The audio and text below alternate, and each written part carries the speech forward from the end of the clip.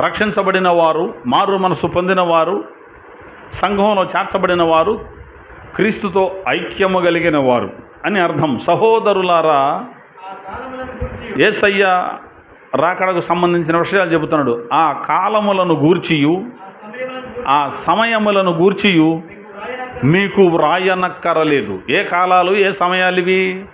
యేసయ్య రాకడ కాలాలు, యేసయ్య రాకడ సమయాల గురించి మీకేం రాయనవసరం లేదు. ఎవరికి రాయనవసరం లేనిది? సహోదరులకి. ఎందుకని రాయనవసరం లేదో చూద్దాం. రాత్రి వేళ దొంగ ఎలాగూ వచ్చునో అలాగే ప్రభువు దినము వచ్చునని మీకు బాగుగా తెలియను. చాలు. ఇక్కడ ఏమన్నాడు? ఆ దినాన్ని గురించి, ఆ కాలాల గురించి, ఆ సమయాల గురించి మీకేమి రాయవలసిన అవసరం లేదు. ప్రభువు దినము దొంగవలే వచ్చునని మీకు బాగుగా మీకు తెలుసు. ఎలా వస్తుందని తెలుసు మీకు? సహోదరులకి దొంగవలే వస్తుందని మీకు తెలుసు. కాబట్టి మీకేమో రాయని అవసరం లేదు అని చెబుతూ అక్కడ ఏమంటాడు చూడండి. ఎవరు వాళ్ళు? లోకులు. అక్కడ రౌండ్ అప్ చేసుకోవచ్చు. లోకులు నెమ్మదిగా ఉన్నది, భయమేమీ లేదని చెప్పుకొని చుండగా గర్భిణీ స్త్రీకి ప్రసవ వేదన వచ్చున్నట్లు వారికి, అక్కడ కూడా రౌండ్, లోకులు అనేటువంటి వారు ఉన్నారా, వారికి ఆకస్మికముగా నాశనము తటస్థించును గనుక ఇక్కడ ఎవరు వారు? వారెంత మాత్రమును తప్పించుకొనలేరు. ఇక్కడ వ్రాయబడిన మాట ఒకసారి ఆగుదాం. వారెంత మాత్రమును తప్పించుకొనలేరు. సహోదరులకు చెబుతూ అంటున్నాడు. సహోదరులారా అన్నాడు. సహోదరులకైతే రాయనవసరం లేదు. మీకు ప్రభు రాకడ దొంగలాగా వస్తుందన్న సంగతి మీకు తెలుసు. మరి లోకులు ఉన్నారు చూడు. లోకులు ఏం పర్లేదు, అంత నెమ్మదిగా ఉంది, భయం ఏది లేదు అని చెప్పుకొని చూడగా గర్భిణీ స్త్రీకి ప్రసవ వేదన వచ్చినట్లుగా వారి మీదకి నాశనము తటస్థించును గనుక వారెంత మాత్రమును తప్పించుకొనలేరు. 4వ వచనం. సహోదరులారా, ఆ దినము అంటే ఆ రోజు దొంగవలే మీ మీదికి వచ్చుటకు, ఇక్కడ మీరు రౌండ్ చుట్టండి, మీరు చీకటిలో ఉన్నవారు కారు. ఇక్కడ ఒకసారి ఆగుదాం. సహోదరులారా, ఆ దినము దొంగవలే మీ మీదికి వచ్చుటకు మీరు చీకటిలో ఉన్నవారు కారు. దొంగవలే ఎవరి మీదకి వస్తుంది?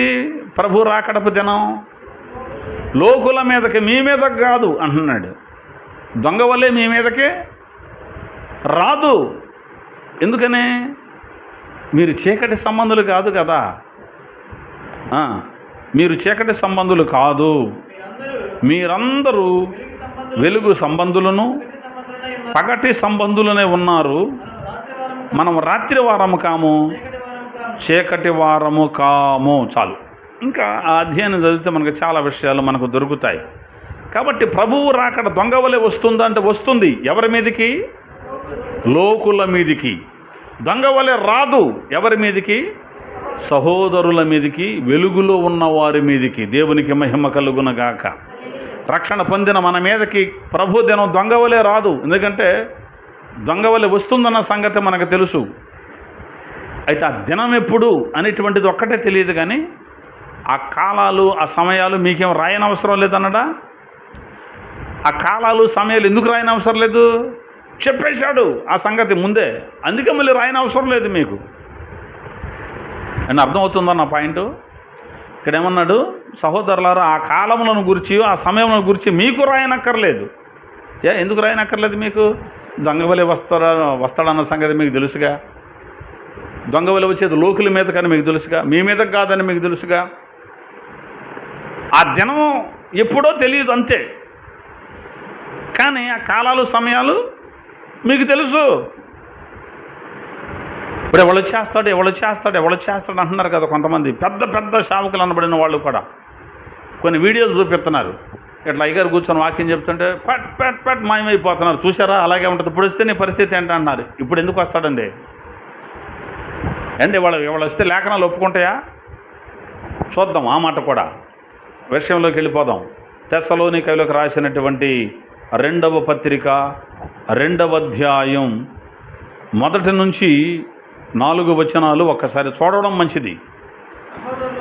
మళ్ళీ ఎవరికి చెబుతున్నాడు ఈ మాట?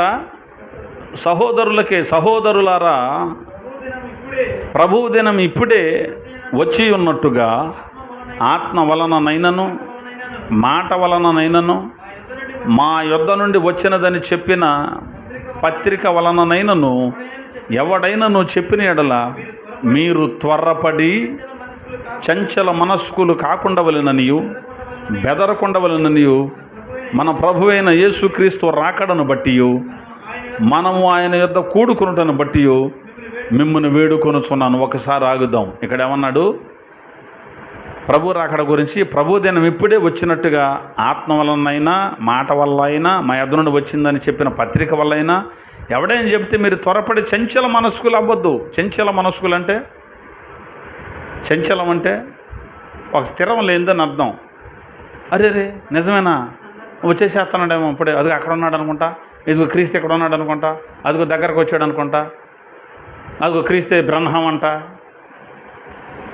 ఉన్నారు చూడు. ఇట్లా మీరేమి చంచల మనస్కులై ఉండకూడదు అని మిమ్మల్ని వేడుకుంటున్నాను. మరి ఎలాగయ్యా? 3వ వచనం, మొదట భ్రష్టత్వము సంభవించి నాశన పాత్రుడకు పాపపురుషుడు బయలుపడితేనే కానీ ఆ దినము రాదు. ఏది దేవుడు అనబడునో, ఏది పూజింపబడునో దానినంతటిని ఎదిరించుచు దానికంతటికి పైగా వాడు తన్ను తానే హెచ్చించుకొనును, తాను దేవుడనని తన్ను కనుపరుచుకొనుచు దేవుని ఆలయములో కూర్చుండును గనుక ఏ విధముగానైనా ఎవడునో మిమ్మును మోసపరచనీయకుడి చాలు.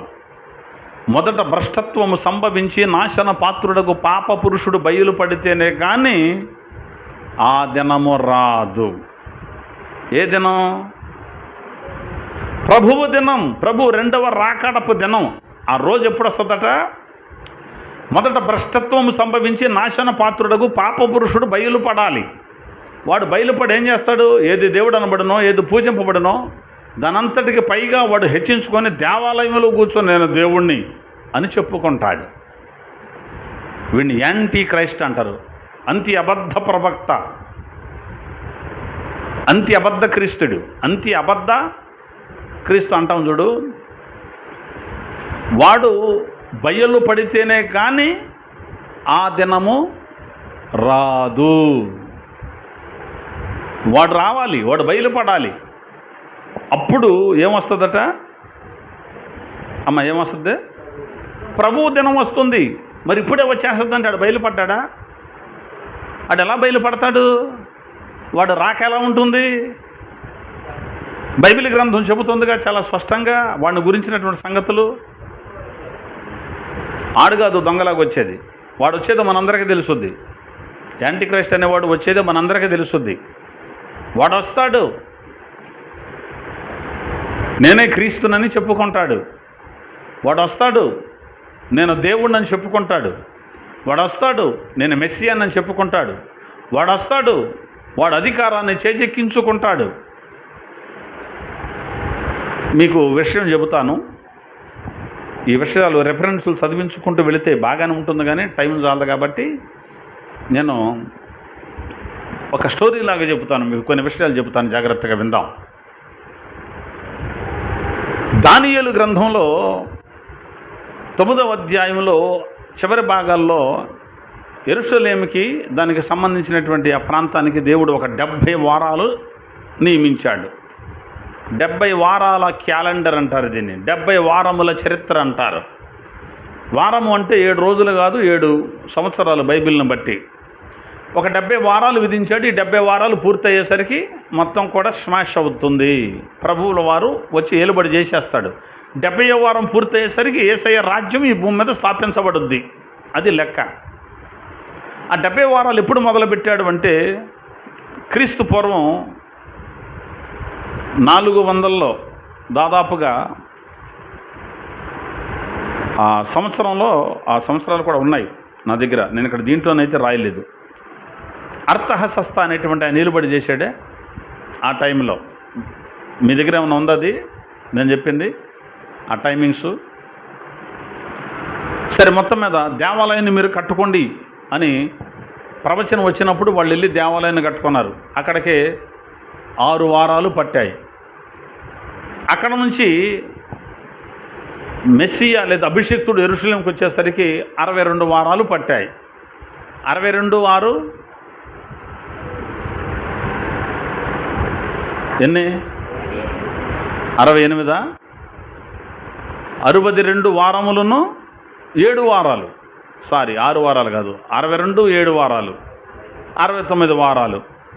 69 వారాలు అభిషిక్తుడు యెరూషలేములోకి వచ్చినప్పుడు గాడిద మీద ఊరేగుతూ వచ్చేసరికి 69 వారాలు పూర్తి అయిపోయాయి. ఇక తర్వాత 70వ వారం రావాలి. ఆ 70వ వారం అంటే చివరి 7 సంవత్సరాలు. దేవుడు ఏం చేశాడంటే వెంటనే ఆ 7వ వారాన్ని మొదలు పెట్టకుండా దాన్ని ఆపి కొంత గ్యాప్ ఇచ్చి ఇది అన్యజనుల కాలం అని బైబిల్లో చెప్పాడు. ఈ విషయాలు మనకు రోమపత్రికలో కనబడతాయి. మత్తయి సువార్తలో కూడా ప్రభులు వారు చెప్పారు, సువార్తలో కూడా ఈ విషయాలు చెప్పారు. అంటే యేసుక్రీస్తు ప్రభుల వారి శిలువ యజ్ఞంతో అది తిరిగి బ్రతకటంతో ఇదంతా 69 పూర్తయి 70వ వారం ఒకటి మిగిలిపోయింది. చివరి వారం అంటాం దాన్ని. ఈ చివరి వారం 2 భాగాలుగా దానియేలు విభజించాడు. మొత్తం 70 వారాలను 3 భాగాలు చేశాడు. ఒకటేమో 7 వారాలుగా, రెండవది 62 వారాలుగా, మూడవది 1 వారంగా. ఈ 3 భాగాలలో ఆ 1 వారాన్ని 2 భాగాలు చేశాడు. మళ్ళీ మొదటి 3.5 సంవత్సరాలుగా, రెండవ 3.5 సంవత్సరాలుగా ఏర్పాటు చేశాడు. ఈ మొదటి 3.5 సంవత్సరాలలోనట వాడికి అధికారం ఇవ్వబడుతుంది అన్నాడు. ఎవడికే? యాంటీ క్రైస్ట్ అనేటువంటి వాడు, క్రీస్తు విరోధి ఒకడు ఉంటాడే, వాడికి అధికారం ఇవ్వబడుతుంది. ఈ 7 సంవత్సరాలు వాడు సంధి చేస్తాడు, ఇశ్రాయేలుతో సంధి చేస్తాడు. ప్రపంచ శాంతి నేనే ఇస్తాను అని చెబుతాడు. అద్భుతాలు చేస్తాడు, మహత్కార్యాలు చేస్తాడు, గొప్ప కార్యాలు చేస్తాడు, ఎన్నెన్నో కార్యక్రమాలు చేస్తాడు. వాడు వచ్చి శాంతి ఒప్పందం చేస్తాడు. అప్పటికే దశరాజ్య కూటమి ఏర్పడుతుంది. ప్రపంచం అంత అల్లకోలాల యుద్ధాలతో చాలా భయాందోళనతో గందరగోళంతో ఉంటుంది. అప్పుడు ఒక 10 మంది దేశాల వారు దశరాజ్య కూటమి ఏర్పడి మనం ఒక లైన్లోకి రావాలి, కొట్టుకుని చంపుకుంటే ఎట్లా, ప్రపంచాన్ని నిలబడి చేసేది ఒకడే ఉండాలి తప్ప అందరూ ఉండకూడదు, లేకపోతే ఆ దేశం మీదకి మనం మన దేశం మీదకి ఆర్డర్ రావటం ఎందుకు, అందరం ఒకటే ఏలుబడి చేస్తే బాగుంటుంది కదా, యుద్ధాలు ఉండవు కదా అని ఆలోచించి మాట్లాడుతున్నప్పుడు మరొకడు వస్తాడు. వాడిని చేర్చుకోవడానికి స్థలం ఇద్దామని ఒక 7-3 రాజులు వద్దంటారు. ఆ 3ని తప్పించి వీడిని పెట్టుకుంటారు. వీడొచ్చి తన మాటలతో త్వరగా వీళ్ళని ఆకర్షించుకొని త్వరగా ప్రపంచ చక్రవర్తి అవుతాడు. వాడు ఏమంటాడంటే ఒక 7 సంవత్సరాలు చూడండి నా పరిపాలన, 7 ఏళ్లలో బాగుంటే సరి, లేకపోతే లేదు అంటాడు. ఎప్పుడైతే వాడు ఈ 7 సంవత్సరాల ఒప్పంద పత్రాల మీద సంతకం పెడతాడో చివరి వారం ప్రారంభమవుద్ది. చివరి వారం ప్రారంభమవుద్ది. వాడు బయలుపడతాడు, వాడు మనకు అర్థమవుతాడు, వాడు మనకు తెలుస్తాడు. ఈ సంగతులు యేసు ప్రభుల వారు కూడా చెప్పాడు. ప్రవక్త అయిన దానియేలు గ్రంథంలో చెప్పినట్టుగా నాశనకరమైన హేయ వస్తువు నిలవరాని చోట నిలుచుట మీరు చూడగానే చదువు వాడు గ్రహించుగాక అన్నాడు యేసు ప్రభు. వాడు ఎప్పుడైతే ఆ సంతకాలు పెట్టి ప్రపంచ చక్రవర్తి అయిపోతాడో అప్పటి నుంచి చివరి వారం మొదలవుద్ది. 7 సంవత్సరాలలో యేసయ్య 2వ రాకడలో భూమి మీదకి వచ్చేస్తాడు. 7 సంవత్సరాలలో ఈ మొదటి అర్ధవారం 2వ అర్ధవారం అని దాన్ని మళ్ళీ ఎడగొట్టాడు.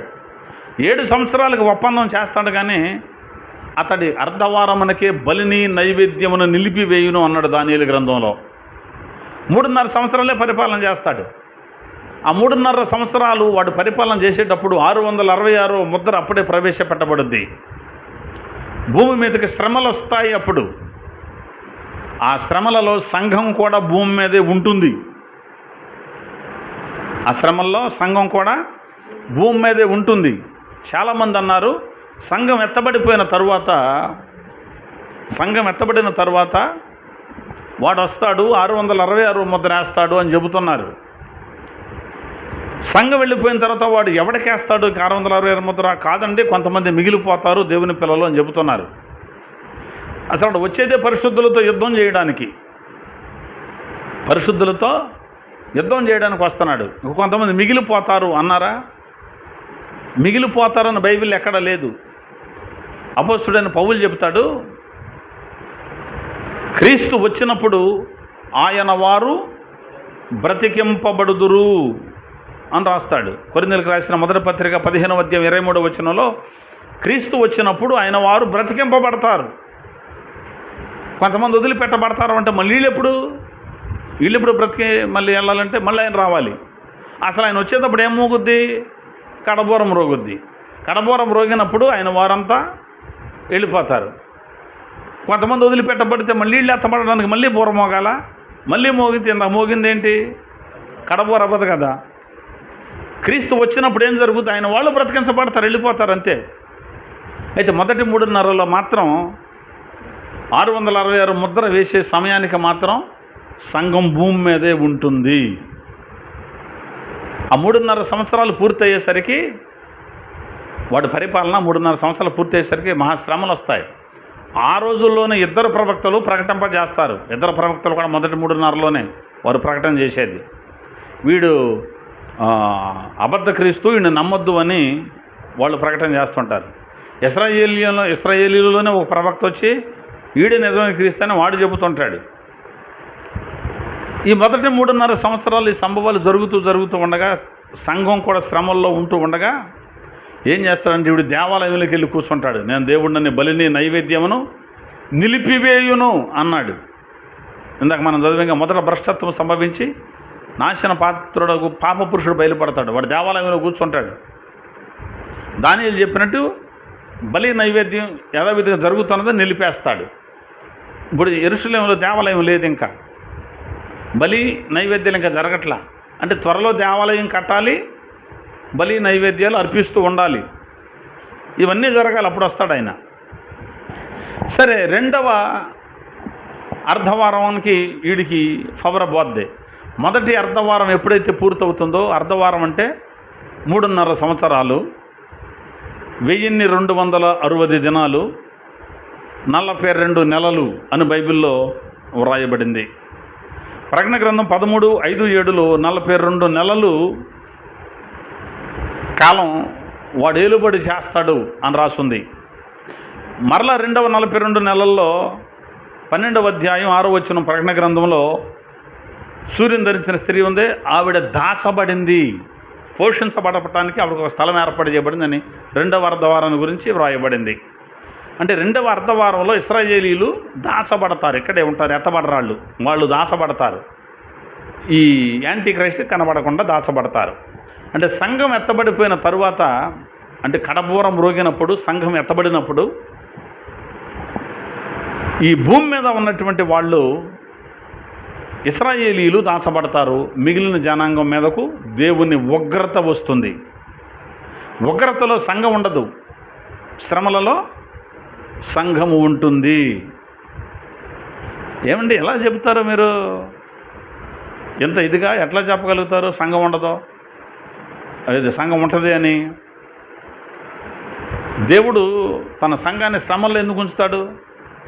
ప్రకటన గ్రంథం 4వ అధ్యాయంలో యోహాను ఎత్తబడటమే సంఘం ఎత్తబడింది అంటున్నారు వీళ్ళంతా. అందుకని వాళ్ళు అడుగుతారు, మీరు ఎలా చెప్పగలరు 666 ముద్రేసే టైంలో వాడు వచ్చి సంఘం ఇక్కడే ఉంటుందని, సంఘం ఇక్కడే ఉండాలని మీరు ఏ ఆధారాలతో చెబుతున్నారని చాలామంది అడగవచ్చు. ఒక ఆధారం చూపిస్తాను ప్రస్తుతానికి. ప్రకటన గ్రంథం 20వ అధ్యాయం ఇది చూపించేసి నేను సమయం అయిపోతుంది, ముగించేస్తాను.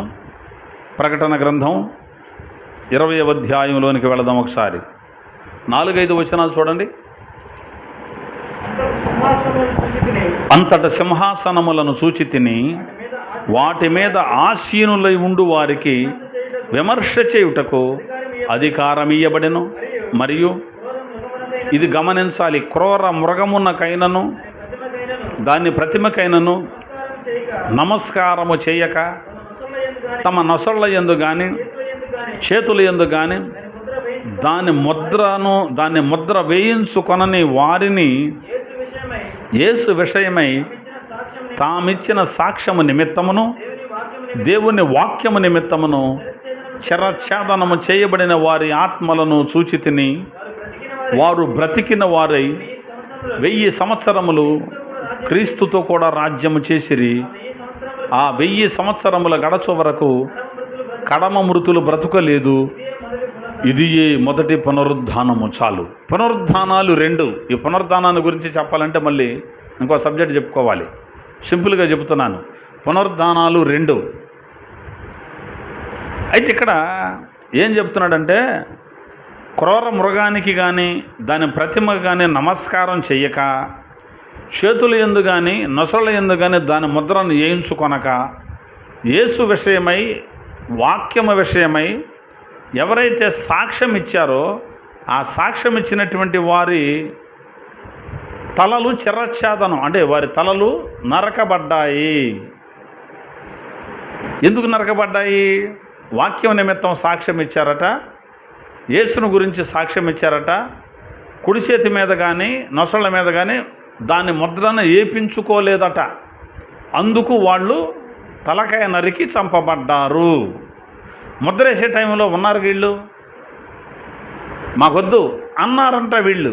అందుకని వాళ్ళని ఏం చేశారు? చంపేసేశారు అని రాయబడింది. తర్వాత వారు బ్రతికిన వారై 1000 సంవత్సరములు, వారు బ్రతికిన వారై 1000 సంవత్సరములు క్రీస్తుతో కూడా రాజ్యము చేసిరి. ఆ 1000 సంవత్సరములు గడచు వరకు కడమ మృతులు బ్రతకలేదు. ఇది మొదటి పునరుద్ధానం. చాలామంది అంటారు, ఈ ముద్రేసేది ఎవరికి అనుకుంటున్నారు? ముద్రేసేది ఎవరికి అనుకుంటున్నారు? సంఘం ఎత్తబడిన తర్వాత కూడా మిగిలిపోతారు చూడు కొంతమంది పరిశుద్ధులు, వాళ్ళకి వేస్తుంటే వాళ్ళు వద్దంటారు. వాళ్లకు ఆ ముద్రేసేది, కానీ వాళ్ళు వద్దంటారు. చంపేది వాళ్ళను. కొంతమంది మిగిలిపోతారు, ఇంకా వాళ్ళను చంపేది అంటారు. వాళ్ళని కాదు అంటానికి ఇక్కడ రుజువు ఏమిటంటే, వారు బ్రతికిన వారై క్రీస్తుతో కూడా 1000 సంవత్సరములు రాజ్యము చేసిరి అన్నాడా? ఎన్ని సంవత్సరాలు? 1000 సంవత్సరములు రాజ్యము చేసిరి. ఆ 1000 సంవత్సరములు గడచు వరకు కడమ మృతులు బ్రతకలేదు. ఇది మొదటి పునరుద్ధానం. ఈ 1000 సంవత్సరాలు రాజ్యం చేసిన వాళ్ళది ఏ పునరుద్ధానం? మొదటి పునరుద్ధానం. అంటే ఒకవేళ 7 ఏళ్ల శ్రమల కాలానికి ముందే సంఘం ఎత్తబడింది అనుకో, దాన్ని ఏ పునరుద్ధానం అనాలి? మొదటి పునరుద్ధానమే అనాలి. ఒకళ్ళు ఈ మధ్యలో కొంతమంది ఎత్తబడ్డారనుకు, ఇప్పుడు ఆ ముద్ర ఏమించుకోకుండా ఉండే తర్వాత ఎత్తబడ్డారు వీళ్ళు, ఇదే పునరుద్ధానం అనాలి. ఏ పునరుద్ధానం అనాలి? రెండవ పునరుద్ధానం అనాలి. అంతేనా? రెండవ పునరుద్ధానం ఎప్పుడు జరుగుద్ది? 1000 సంవత్సరాలు గడిచే వరకు కడమ వాళ్ళు బ్రతకలేదు. అది పాపుల కోసమే. 1000 సంవత్సరములు గడుచు వరకు కడమ మృతులు బ్రతకలేదు అన్నాడు. ఏమన్నా అర్థమవుతుందా? అర్థం అవుద్ది. ఎందుకంటే మొదటి పునరుద్ధానంలో పాలు పొందులు పొందిన వాళ్ళే 1000 సంవత్సరాల పరిపాలనలో ఉన్నారు. అర్థమవుతుందా? చిరచ్ఛేదనం చేయబడిన వారే మొదటి పునరుద్ధానంలో ఉన్నారు. మొదటి పునరుద్ధానంలో ఉన్నవాళ్లే చిరచ్ఛేదనం చేయబడ్డారు. పునరుద్ధానం అనేటువంటిది జరగక ముందే ముద్రలు వేయబడ్డాయి. నొసళ్ళ మీద వేయబడ్డాయి, చేతుల మీద వేయబడ్డాయి. అప్పుడు సంఘం ఎక్కడే ఉంది కనుక మాకొద్దు, మేము వేయించుకోం అని ముద్ర వేయించుకోననే కారణాన్ని బట్టి, యేసయ్యను గురించి ఇచ్చిన సాక్ష్యాన్ని బట్టి, వాక్యాన్ని గురించి ఇచ్చినటువంటి సాక్ష్యాన్ని బట్టి చిరచ్ఛేదనము చేయబడ్డారు.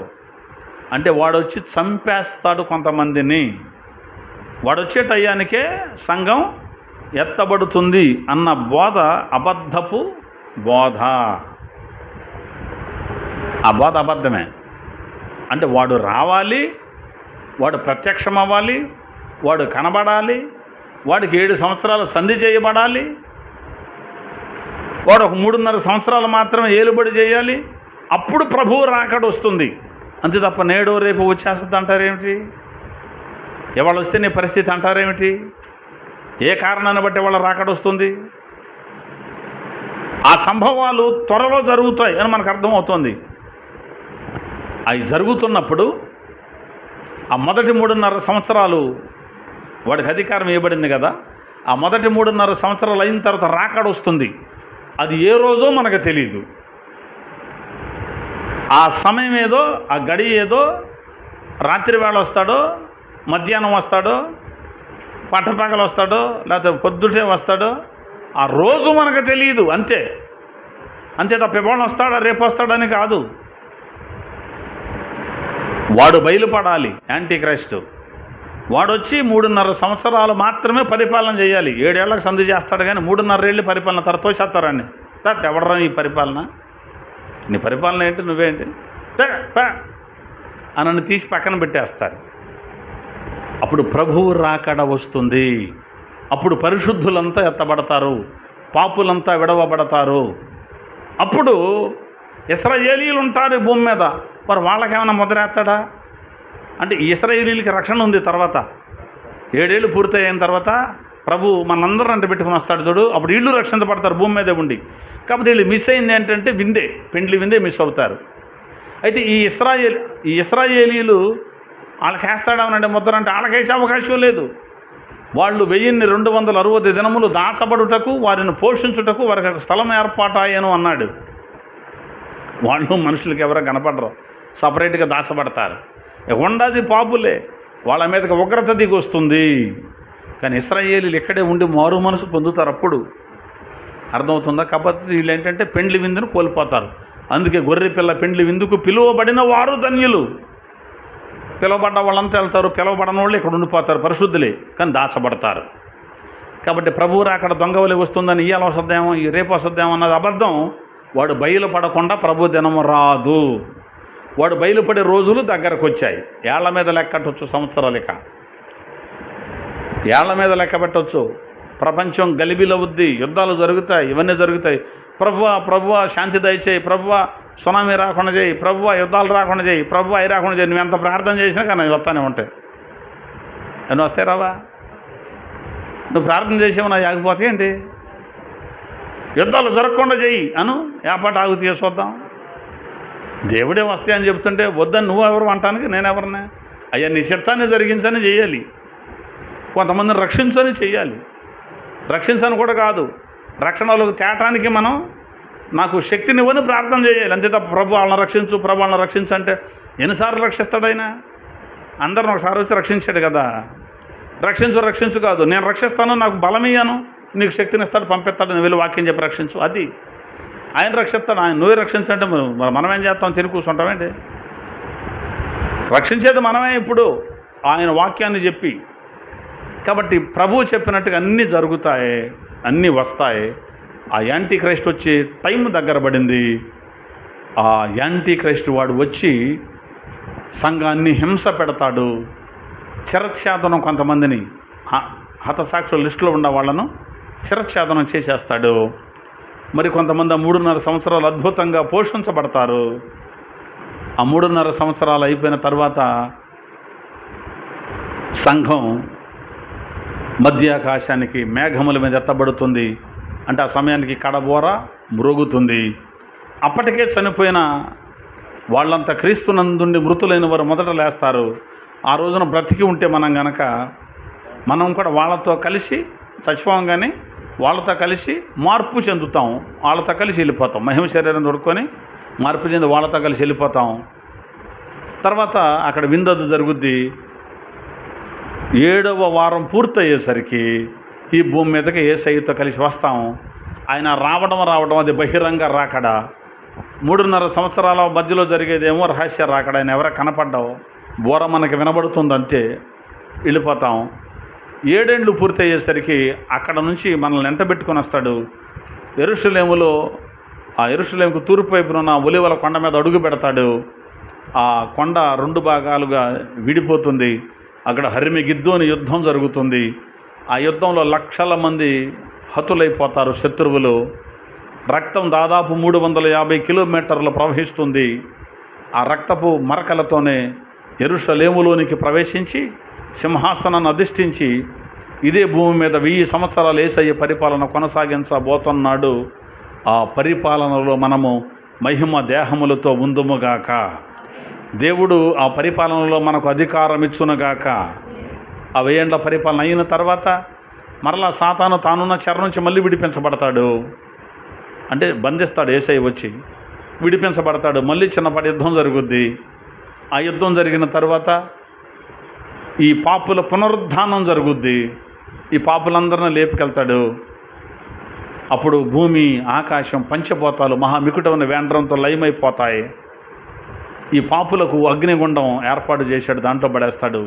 నీతిమంతులను పరలోకంలో తనతో ఉంచుకుంటాడు. ఆ తరువాత ఆయనతో కలిసి మనము కొత్త సృష్టిని చేస్తాం. అంతటా క్రొత్త ఆకాశమును క్రొత్త భూమిని నేను చూసి తిని అన్నట్టుగా ఇదే భూమి మరలా తిరిగి పునరుద్ధానం చెందుద్ది. ఆ భూమి మీద క్రొత్త జనాంగాలను ప్రభువుతో కలిసి మనం సృష్టిస్తాం. అందుకే మనము సృష్టికర్తలం, అందుకే మనము దేవుళ్ళం అని బైబిల్ గ్రంథం చెబుతోంది. దేవుడి మాటలు మనందరి వినికిడిలో స్థిరపరచునుగాక. కళ్ళు మూసుకోండి, ప్రార్థన చేస్తాను.